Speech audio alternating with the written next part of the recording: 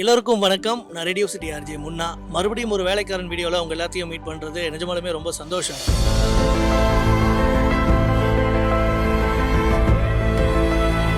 இன்னைக்கு நம்ம வேலைக்காரன் வீடியோவில் பார்க்க போகிற அந்த நபர் ரொம்ப வித்தியாசமான ஒருத்தர். ஏன் ஒரு வித்தியாசமானவர் அப்படின்னு சொல்கிறேன்னா, அப்போதான் நம்ம நிறைய பேத்துக்கு பறவைகள் வளர்க்குறதுங்கிறது ரொம்பவே பிடிக்கும்.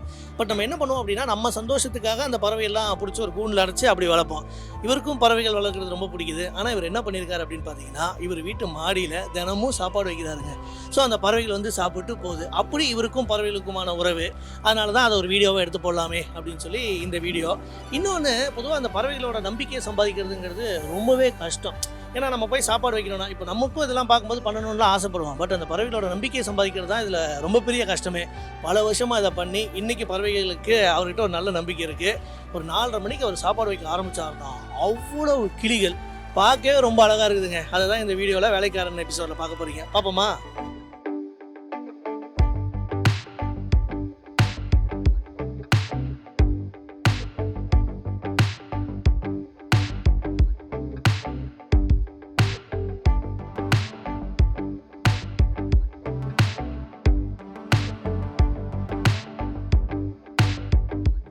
ஸோ இதுதான் அந்த வீடு. அவர் பேர் சுதர்ஷன். அவரோட வீடு தான் அது. வரோன்னு சொல்லியிருக்கோம். ரெடியாக இருப்பாரு நம்புறேன். எப்படி இருக்கீங்க சார்? நல்லா இருக்கேன்.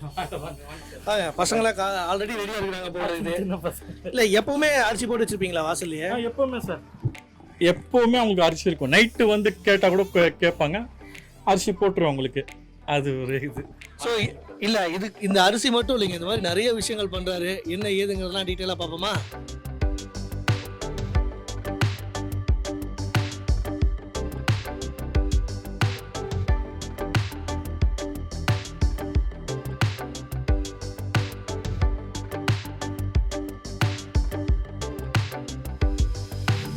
சார், என்ன இதுக்கு ஏதாவது ஃபார்முலா இருக்கா இல்லை அப்படியே வச்சுட்டே வரதுன்னு சார்? அப்படியே வச்சுனே வரணும் சார். டிஸ்டன்ஸ் வைக்கணும்.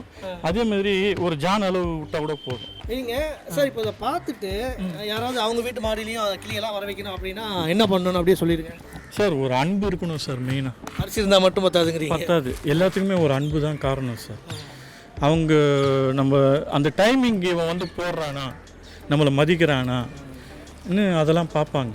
ஓகே, அதாவது சும்மா ஒரு ஆர்வத்தில் இந்த வீடியோ பார்த்து ஒரு 2 நாள் வச்சுட்டு 3 நாள் வைக்க மாட்டீங்கனாலாம் வராது. இது ஒரு டெடிகேஷன். ஆரம்பிச்சிங்கன்னா எத்தனை வருஷம் சார்? 12 வருஷமாக பண்ணுறேன் சார். 10-12 வருஷம். 10-12 வருஷம் வைங்க சார். எத்தனை வருஷம் ஆச்சு சார் இந்த வீடு?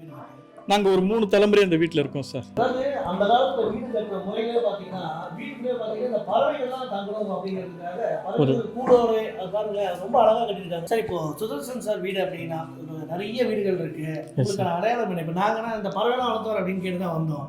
ஸோ எல்லாருமே உங்களுக்கு வந்து அடையாளம் சொல்கிறாங்களா? ஆமாம் சார். இப்போது என்ன எல்லாருமே இந்த பறவைங்க வளர்க்குறவர் தான் சொல்கிறாங்க. நிறைய பேர் என்னை பார்த்து சேஞ்ச் ஆகிட்டாங்க.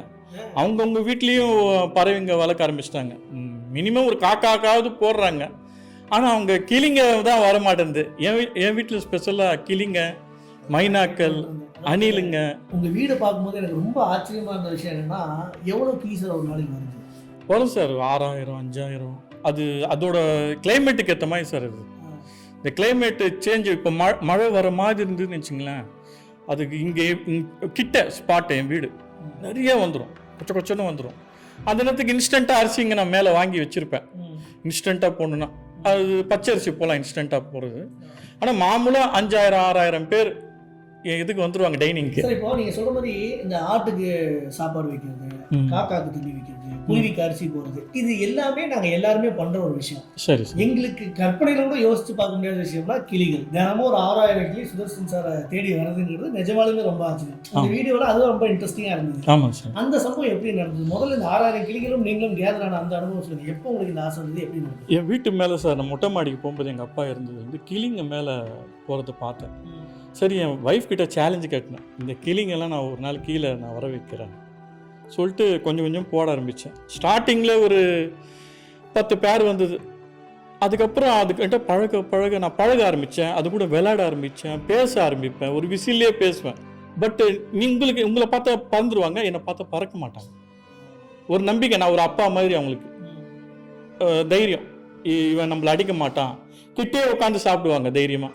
சரி, எத்தனை வருஷமா இதை நீங்கள் பண்ணுறீங்க? நான் பண்ணுறேன் சார், 10-11 இயர்ஸாக பண்ணுறேன். எங்கள் அப்பா இறந்ததுலேருந்து ஸ்டார்ட் பண்ணிட்டேன். ஒரு மனக்கவலைக்கு தான் போனேன்.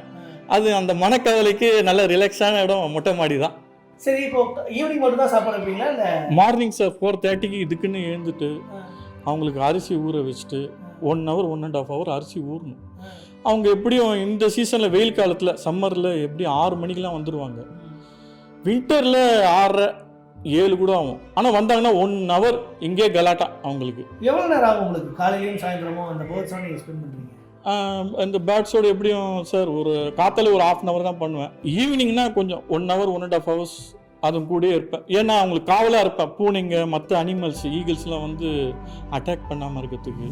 சார் என்ன சார் இது ஈரமாக இருக்குது, என்ன பண்ணியிருக்கீங்க இந்த ரைஸை? இந்த ரைஸ் ஒன்றுமே இல்லை சார், தண்ணியில் ஊற வச்சுருவேன் சார். புழுங்கல் அரிசி இது. அப்படியே தண்ணியில் ஊற வச்சுருவேன். நான் ஒரு 2:30 மணிக்கு சாப்பிட்டு முடிச்ச உடனே இவங்களுக்கு என்ன பண்ணுவேன், புழுங்கல் அரிசி எடுத்துட்டு அந்த அரிசியோட லெவலுக்கு நம்ம தண்ணி போட்டணும். எக்ஸஸாக போட்டோம்னா என்ன ஆகும், ஈரமாக இருக்கும். இது ஒரு பொங்கல் மாதிரி ஆகிடும். எக்ஸஸாக போட்டோம்னா வாயில் ஒட்டிக்கும். அவங்களுக்கு எப்படின்னா அந்த சாப்பிடும்போது ஒட்டக்கூடாது, வாயில் ஈஸியாக சாப்பிடுவாங்க. அவங்களுக்கு அதுமாதிரி லைக் பண்ணுவாங்க கிளிங்களுக்கு. அதுக்கோசம் இந்த பதத்து வரணும், இந்த ஒட்டாத பதம் வரணும், கையில் கூட ஒட்டக்கூடாது. சரி சார், இப்போ எல்லாம் மேலே வெயிட் பண்ணிட்டு இருப்பாங்களா இல்லை பக்கெட் எடுத்து போனால் தான் அவங்களுக்கு சிக்னல்? ஆமாம், அவங்க நம்ம பக்கெட் எடுத்து போகணும்னா அவங்களுக்கு கண்டுபிடிச்சிடுவாங்க. ஆஹா நம்மளுக்கு சாப்பாடு ரெடி ஆயிடுச்சு, பிரியாணி அண்டா மாதிரி இது நீங்கள் எடுத்துன்னு வருது.